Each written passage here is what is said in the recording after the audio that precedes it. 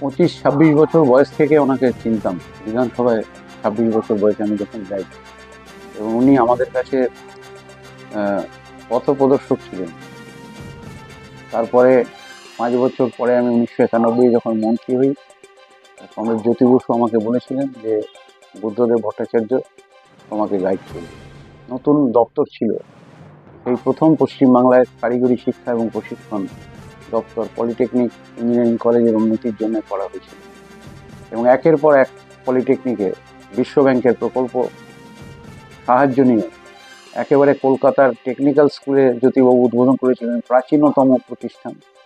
পরবর্তীকালে বিদ্যুৎ গাঙ্গুলি প্রয়াত হওয়ার পর জ্যোতিবাবু এবং বুদ্ধদেব ভট্টাচার্য আমাকে শিল্প বাণিজ্য দপ্তরের দায়িত্ব দেন, এবং সেই সময় দুর্গাপুরে সোমনাথ চ্যাটার্জি তখন WBIDC chairman, West Bengal industrial development corporation.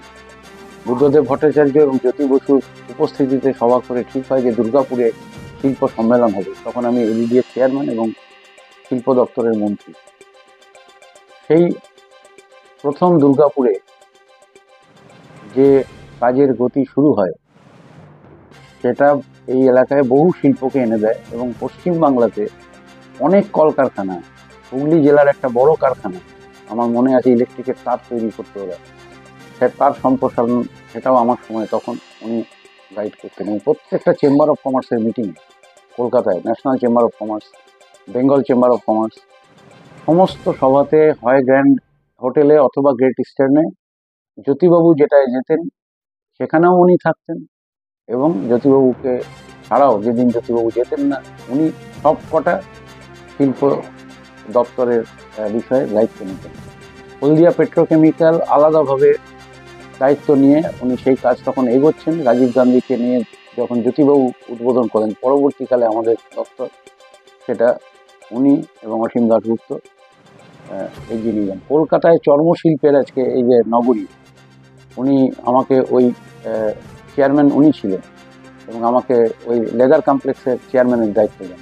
ওখানে একটা কমিটি ছিল, সরকারের উচ্চস্তরের কমিটি ছিল, এবং ওখানে দাঁড়িয়ে সেই কাজ করার জন্য প্রতি মুহূর্তে উনি আমাদেরকে গাইড করতেন, এবং আমরা সাফল্যের সঙ্গে ওই চর্মনগরী পরবর্তীকালে পশ্চিমবাংলার শিল্পের ক্ষেত্রে, লেদার ইন্ডাস্ট্রির ক্ষেত্রে একটা দিক উন্মোচন করে দেয়।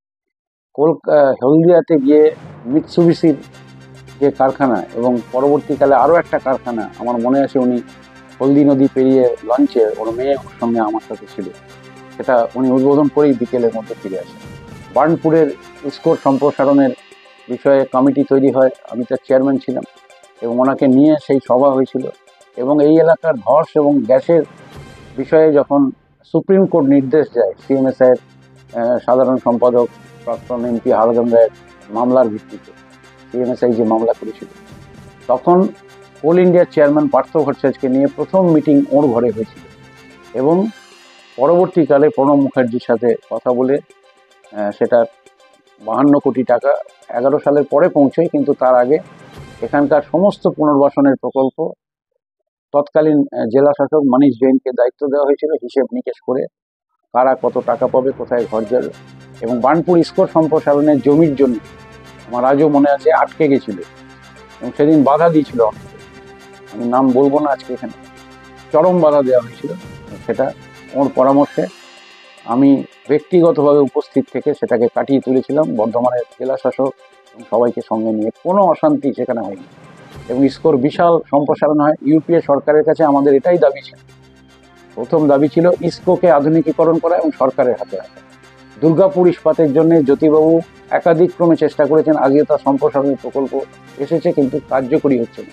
চিত্তরঞ্জন রেল কারখানা, রূপনারায়ণপুর কেবলস, সবটা ওদের আয়ত্তের মধ্যে ছিল, এবং বন্দর তৈরি করা পশ্চিমবাংলার সামগ্রিকভাবে ম্যাকিনসেকে দিয়ে রিপোর্ট তৈরি করানো হয়েছিল, এবং আমাদের ADDA-তেও তখন আমরা IIT খড়গপুরকে দিয়ে এই এলাকার পরিকাঠামো উন্নয়নের জন্য সমস্ত কিছু করেছি। সবটাই উনি পিছন থেকে চালিয়ে গেছেন, সামনে দাঁড়িয়েছেন।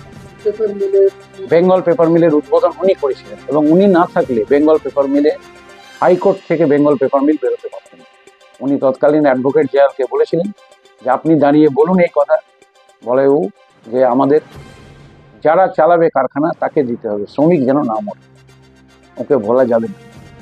এখানকার আসানসোল দুর্গাপুর শিল্পাঞ্চল ইঞ্জিনিয়ারিং কলেজ, দুর্গাপুরে একের পর এক ইঞ্জিনিয়ারিং কলেজ, তারপরে হলদিয়াতে পলিটেকনিক, শিলিগুড়িতে মহিলা পলিটেকনিক। পশ্চিমবাংলার এমন কোথাও নেই। এমনকি মণিকাঞ্চন যখন উদ্বোধন হয়, আমি শিল্প দপ্তরের মন্ত্রী ছিলাম, ওই প্রথম আইটি শিল্প ওখানে বুদ্ধদেব ভট্টাচার্য, জ্যোতি বসু এবং সোমনাথ চ্যাটার্জির হাত ধরে ঢোকে। ইনফোসিসের সঙ্গে চূড়ান্ত হয়ে গেছিল।